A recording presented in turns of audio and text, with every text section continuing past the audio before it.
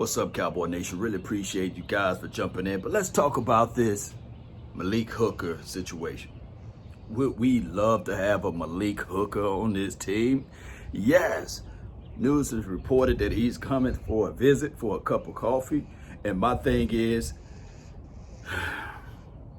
him and Neil got these injury situations.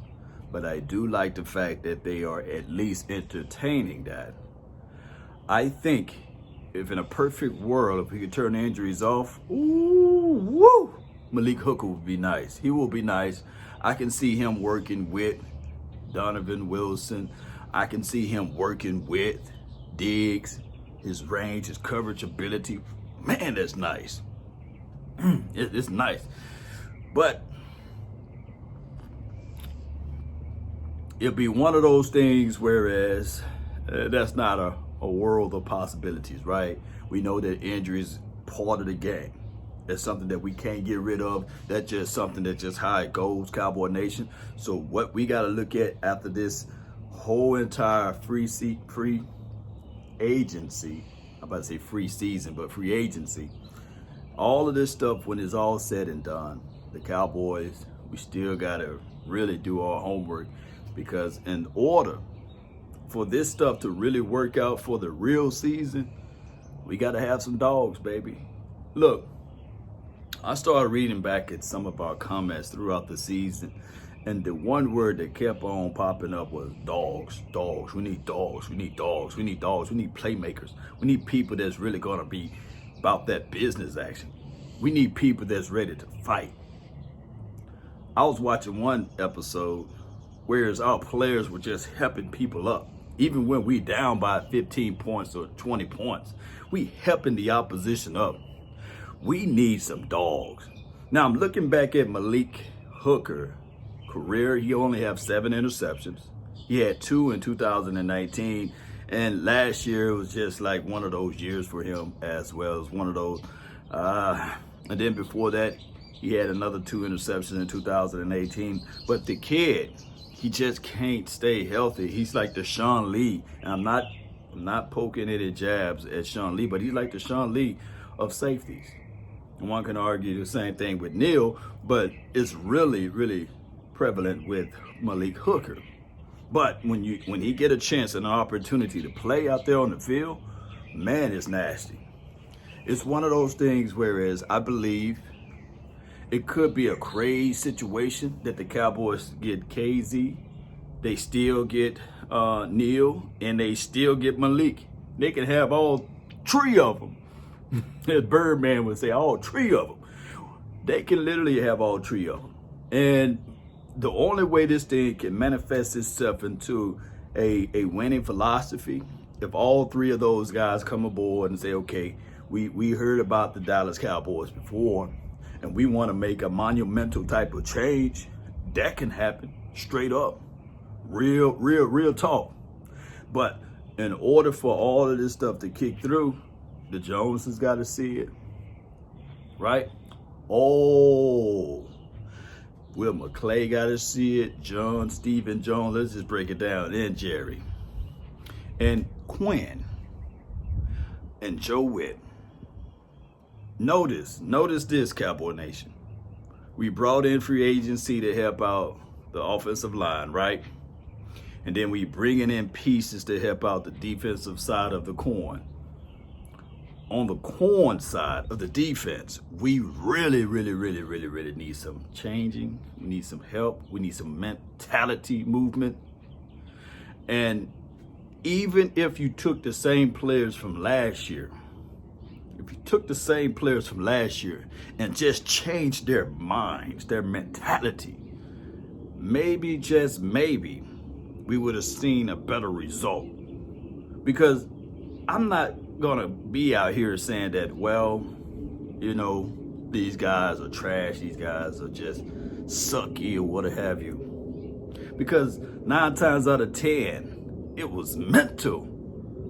Look, case in point, I'm gonna ask you guys in the chat box, and everybody that's watching, and all of the HBOs and the SGs, I really appreciate you guys.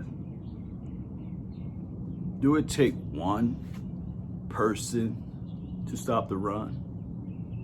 Or do it take the entire philosophy, scheme, the front four?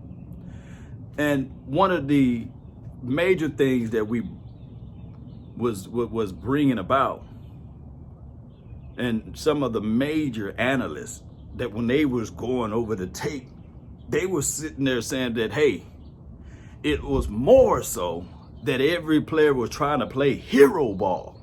But if they had the right coaching, if they had the right mindset, let me know if I'm wrong. If they had the right mindset, would it be better for those guys not to play hero ball? And if they was on the same page, all of that running for 300 yards, all of that running for 250 yards or 220, and third string running backs coming in, making the hero day for Johnson from the, Cleveland Browns? Oh, he was a Hall of Famer that year, or that game. See, it was mentality. Now, I'm beating my chest. I'm beating my chest for a big old one tick that we could put down inside. Big boy who could push the pocket back. He don't have to be sloppy, but I want him to be an enforcer. I want him to just take the opposition and move him out the frame, right? Ball him up and fold him up and put him in his wallet. Bend him like a pretzel. I wanted that for this team. But the way we see it, Cowboy Nation, they don't see it, right?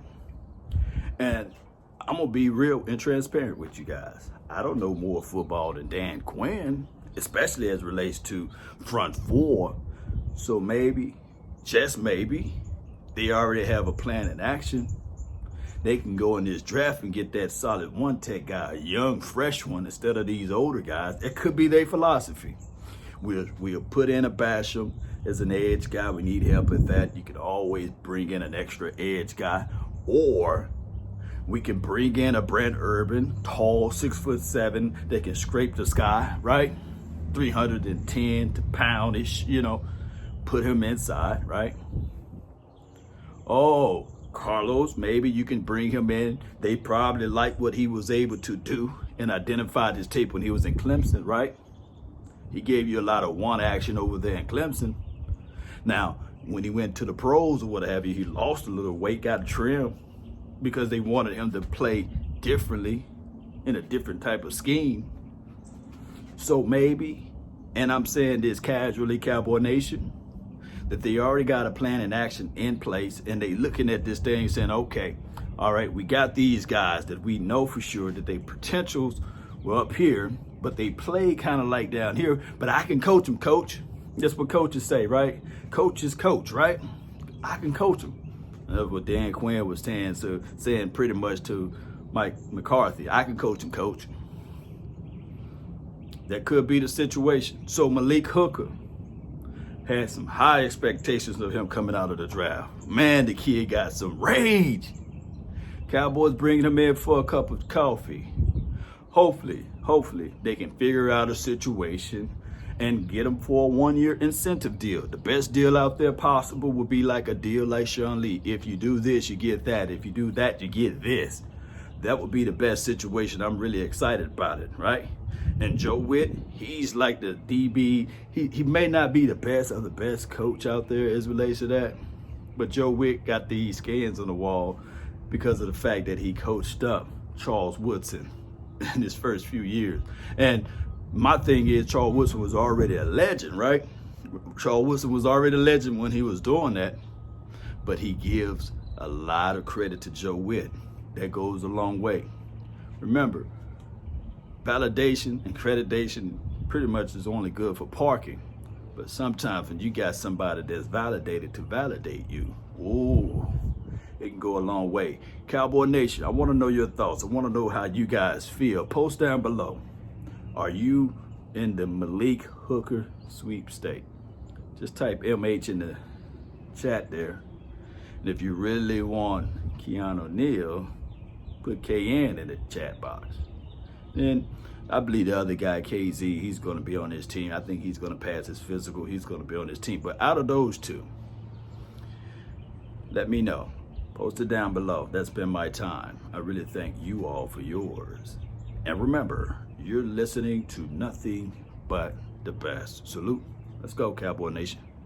Cup of coffee on me, baby. Let's go.